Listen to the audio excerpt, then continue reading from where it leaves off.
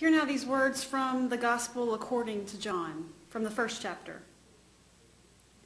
In the beginning was the Word, and the Word was with God, and the Word was God. He was in the beginning with God. All things came into being through him, and without him not one thing came into being.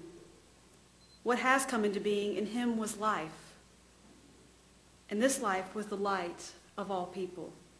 The light shines in the darkness, and the darkness did not overcome it. There was a man sent from God whose name was John. He came as a witness to testify to the light, so that all might believe through him. He himself was not the light, but he came to testify to the light. The true light which enlightens everyone was coming into the world. He was in the world, and the world came into being through him, yet the world did not know him. He came to what was his own, and his own people did not accept him. But to all who received him, who believed in his name, he gave power to become children of God, who were born not of blood, or of the will of flesh, or of the will of man, but of God. And the Word became flesh and lived among us. And we have seen his glory, the glory of a Father's only Son, full of grace and truth. From his fullness we have all received grace upon grace. The law indeed was given through Moses. Grace and truth came through Jesus Christ. No one has ever seen God. It is God, the only Son, who is close to the Father's heart, who has made him known. The word of God for the people of God. Thanks be to God. Nightlights are a good invention. Simple, yet useful. They've withstood the test of time like sliced bread or the blanket with the armholes, the Snuggie. Well, maybe we'll have to wait for that one. Not sure that's going to hold on. But did you have a nightlight as a child? Maybe you still have one. No judgment here. A nightlight is a good thing. In the darkness of night, it's a reminder that the darkness has an end. There's a light nearby. I appreciate a good nightlight, especially in an unfamiliar place. Don't you? Don't get the wrong idea. I'm not scared of the dark per se. I'm just not a big fan of darkness. Darkness is unsettling. It's uncomfortable. I don't like the feeling of losing my orientation to my surroundings, which perhaps says more about my personality than it actually does about darkness itself. The teenagers I work with discovered my aversion to darkness fairly quickly after I joined the staff at First Baptist in Middlesboro. A few months ago, after our Sunday night youth gathering, we started down the stairs from the gym.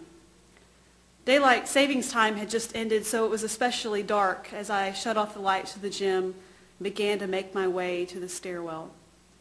Once I crossed the threshold of the stairwell door, there was light, and so I began to make my way down at ease. I was the last one coming down the stairs. There were a few girls ahead of me. Some boys had already made it to the bottom of the stairs. And then suddenly, there was darkness. Pitch black darkness. I could no longer see the girls in front of me, or the steps below me, or the wall beside me. Just darkness. Uncomfortable, unsettling darkness. Darkness has always existed. In Genesis, we read the story of God speaking light into a dark beginning. Darkness has always existed, covering the earth at the beginning of time, and darkness remains even now. Darkness has always existed. Throughout the Bible, we read the stories of lives enduring darkness. And lives endure darkness even now. Uncomfortable, unsettling darkness. In the book, Eat, Pray, Love, the author, Elizabeth Gilbert, shares her journey to wholeness after she finds her life unexpectedly falling down around her. In the midst of her deep depression, she finds herself lost in darkness. And she writes, For the longest time, you can convince yourself you've just wandered a few feet off the path, that you'll find your way back to the trailhead any moment now. And then night falls again and again, and you still have no idea where you are. You don't even know from what direction the sun rises anymore. My first year of seminary was a time that I can only describe as resembling the darkness of night. It wasn't dark all the time. But as I started, the intensity of seminary growing pains were upon me. Sometimes I could see what seemed like a light of dawn breaking over the horizon, and other times it was like that stairwell, and my night vision wasn't so good.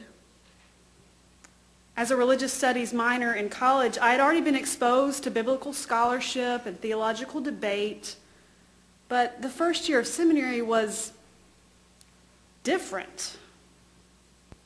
I started seminary and suddenly I had to unpack everything I'd carried for so long.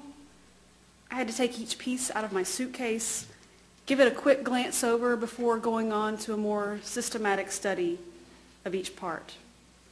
I was starting to notice that some of the ideas I traveled with were jagged and worn. There were edges I'd never seen before, and some of what I was carrying with me just didn't work anymore. I was frustrated with political perspectives that I found rooted within me. They also were no longer satisfying. And so unpacking my suitcase wasn't easy. I was having trouble reconciling the darkness I was seeing in my world with the light I knew. It left me feeling hopeless and helpless and confused.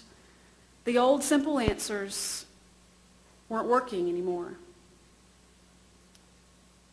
In the midst of exploring my embedded theology, I was sorting through my notion of calling, trying to understand God's call upon my life.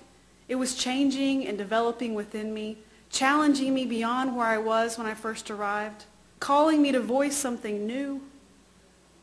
I was also settling into life in Atlanta that first year. So as I moved into my one-bedroom apartment, I found myself enjoying seminary, but also battling moments of loneliness and enduring times when inner confidence seemed far from me. While living alone, I was left to my thoughts a lot of the time.